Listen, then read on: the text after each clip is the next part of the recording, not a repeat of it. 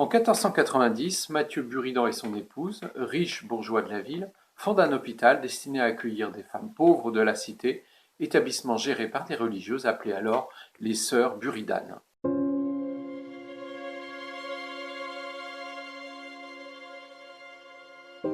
Il était situé près des remparts ouest de la cité, en bordure de la rue Saint-Martin, notre actuelle rue Émile Zola.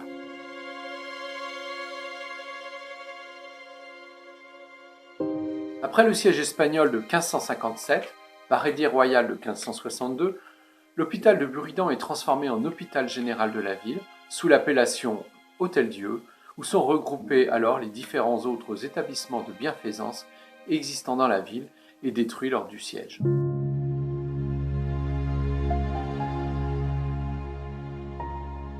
La salle des malades est créée en 1638 avec 36 lits répartis en 2 salles pour les hommes et pour les femmes. Une chapelle est bâtie en 1643. D'abord géré par 3 bourgeois de la ville, l'Hôtel-Dieu est repris dès 1567 par les chanoines de la collégiale qui le gèrent jusqu'à la Révolution française.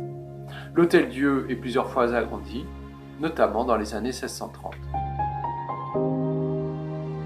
À la Révolution, l'établissement passe sous la gestion des hospices civils, en partie sous le contrôle de la municipalité.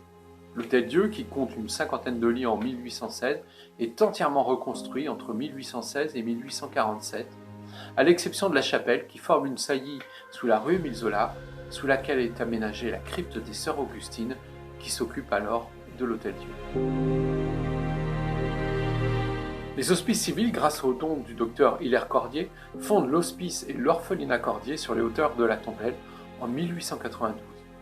Si l'Hôtel-Dieu est épargné par les destructions de la Grande Guerre, il n'en va pas de même pour l'hospice Cordier, situé sur la ligne d'Henneburg.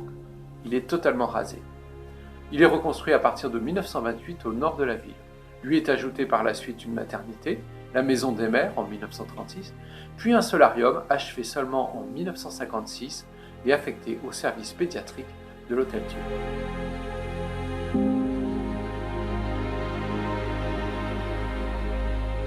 L'Hôtel-Dieu est modernisé dans les années 30, sa chapelle est rasée. Mais 30 ans plus tard, il se fait vieillissant et insuffisant pour une ville qui ne cesse de se développer. La commission administrative de l'établissement décide en 1961 de construire un nouvel établissement hospitalier sur un site de 12 hectares non loin de l'hospice Cordier. Les travaux débutent en septembre 1967, vaste chantier employant plus de 300 ouvriers, chantier qui s'achève en février 1970. Il a alors une capacité de 623 lits, tous services confondus, auxquels s'ajoutent les 600 lits de Cordier. Il est projeté un temps de reconvertir les vieux bâtiments de l'Hôtel-Dieu, mais finalement, en dehors d'un petit pavillon et d'un immeuble récent en bordure de la rue Arnaud-Bisson, le site est rasé, laissant place à un square et une résidence construite à la fin des années 80.